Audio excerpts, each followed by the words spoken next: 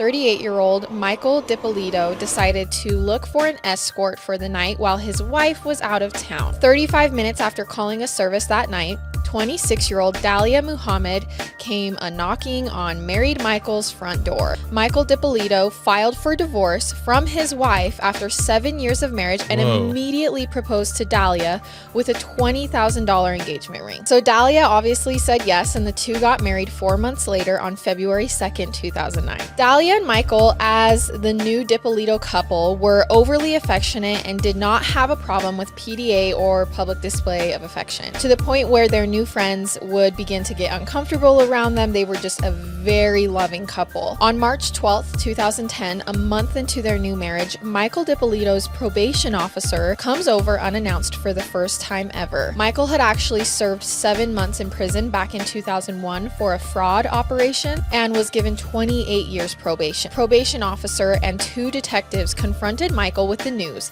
that they had received multiple anonymous calls about Michael selling drugs from his home. They searched the home and found nothing. The next weekend, Dalia and Michael went to a nice resort in Palm Beach for the weekend, and towards the end of the trip, Michael and Dalia woke up to police searching Michael's car in the parking lot, claiming they had received another anonymous call that he was dealing drugs out of his car. Once again, the cops search it and find nothing. 2 weeks later, Michael and Dalia finish their dinner at a fancy restaurant when they exit the restaurant and find police searching Michael's car in the parking lot again. But this time, police discover an actual baggie of cocaine in the vehicle, and Michael pleaded with them, "Please, I'm being set up. This has happened 3 times. Like, it's not me. I don't know where that cocaine came from." And because of all of the anonymous false accusations, the police actually decided to let him go. They were like, "We believe you. We do think someone's trying to set you up." The next morning, Dalia broke the news to Michael that she was pregnant, and together this couple happily began planning for this next chapter of their life together. It was roughly an hour later when Dalia received an unexpected call at the gym from a sergeant with the Boynton Police Department asking her to return home immediately. Something had happened. Dalia rushed home and was astonished to see crime scene tape, news crews, and police surrounding her home. Dalia walks up to police and they tell her that they had responded to a call of shots fired at her home earlier that morning and her husband, Michael Dippolito, was dead.